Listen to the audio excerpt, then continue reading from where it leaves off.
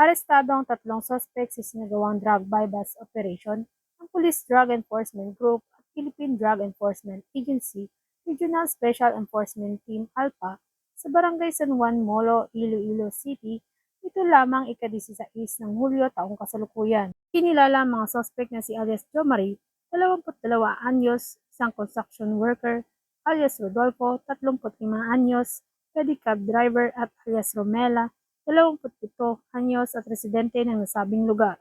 Samantala, inamin ni alias Romela na gumagamit siya ng iligal na droga noong nakaraang 6 na taon.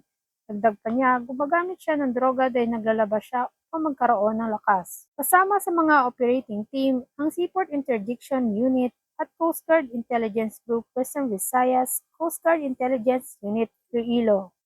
Na-recover ang 2 plastic sachet na pinaghihinalaang iligal na droga, 8,500 pesos by bus money, iba pang non-drug items at 8 plastic sachet na pinaghihinalaang shabu na may standard drug price na 240,000 pesos. Patuloy ang Iloilo City PNP sa kanilang dedikasyon sa mga operasyong tulad nito upang matigil ang paggamit at pagbebenta ng iligal na droga sa buong Western Visayas. Dito sa Iloilo Police Provincial Office, ako yung Police News Network Correspondent, Patrolwoman Reza Valencia, alagad ng batas, taga-taguyod ng Balitang Pulis.